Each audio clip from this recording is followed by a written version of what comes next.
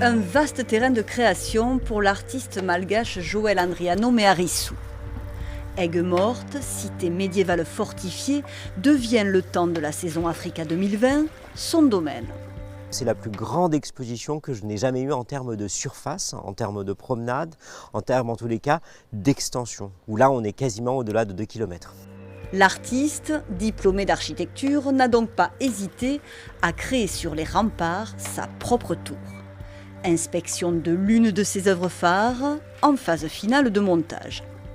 Donc voilà, vous avez la maison imaginaire, qui est ma nouvelle maison. Elle fait combien de mètres carrés d'ailleurs, exactement? Elle fait 60 mètres carrés au sol.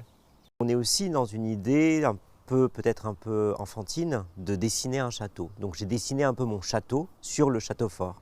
Et quand vous rentrez dedans, finalement ces cadrages noirs redonnent en tous les cas un esprit ou redonnent en tous les cas un nouveau regard sur le paysage. On redonne de nouvelles fenêtres.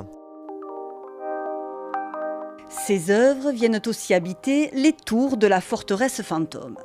Certaines font écho à l'histoire de la ville fondée par Saint-Louis.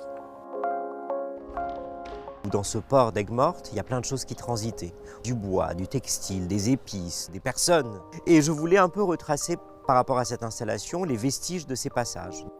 Nature morte, végétaux, tissus, papier de soie, l'artiste joue avec divers matériaux venant de la région, mais aussi d'ailleurs. Toutes les pièces textiles sont des pièces qui viennent de Madagascar, qui sont effectivement travaillées à partir de mon atelier à Tananarive. Ces branches viennent en fait d'un de mes autres ateliers qui sont dans la Creuse. Et de la dernière provenance, effectivement, reste donc Aigues-Mortes et la Camargue. Il y a tout un travail d'abord qui est fait avec le sel, qui est trouvé juste en face des remparts, donc dans les salins, et ces roseaux qui viennent de Camargue. Tout est prêt pour offrir au public une belle déambulation poétique. Reste à attendre la levée des restrictions liées à la Covid-19 qui permettra d'ouvrir enfin les portes des mythiques remparts.